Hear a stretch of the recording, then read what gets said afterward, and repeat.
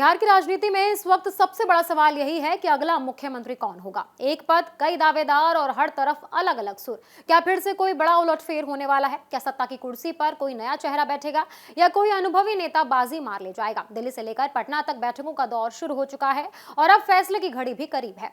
बिहार की सियासत में मुख्यमंत्री की कुर्सी को लेकर हलचल तेज हो गई है। बिहार के मौजूदा मुख्यमंत्री नीतीश कुमार 10 अप्रैल को दिल्ली में राज्यसभा सांसद के रूप में शपथ लेने वाले हैं।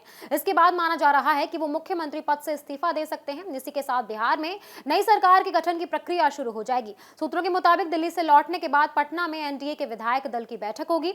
इस बैठक में नए नेता का चुनाव किया जाएगा जो आगे चलकर बिहार का अगला मुख्यमंत्री बन सकता है। खबर यह भी है कि 12 अप्रैल को एक अहम बैठक हो सकती है जिसमें मुख्यमंत्री के नाम पर चर्चा और फैसला किया जाएगा। यह बैठक काफी जरूरी मानी जा रही है क्योंकि इसी में तय होगा कि बिहार की कमान किसके हाथ में जाएगी। इसके अलावा 10 अप्रैल को दिल्ली में बीजेपी की एक हाई लेवल मीटिंग भी होने वाली है। माना जा रहा है कि इस मीटिंग में बिहार के अगले मुख्यमंत्री के नाम पर अंतिम मोहर लग सकती है।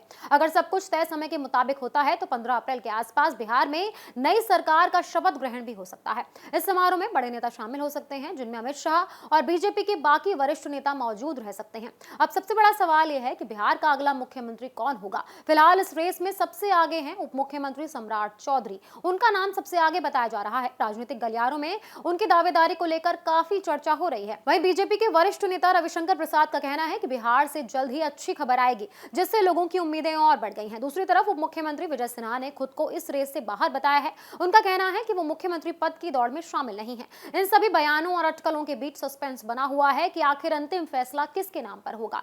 यह भी याद रखना जरूरी है कि नीतीश कुमार ने हाल ही में विधान परिषद की सदस्यता से इस्तीफा दिया था। वो करीबन 2006 से लगातार इसके सदस्य थे और लगभग 20 साल से बिहार के मुख्यमंत्री के रूप में काम कर रहे हैं। उनके इस्तीफे के बाद से ही साफ हो गया था कि बिहार में बड़ा राजनीतिक बदलाव होने वाला है। अब सबकी नजरें आने वाली बैठकों और फैसलों पर टिकी हुई हैं।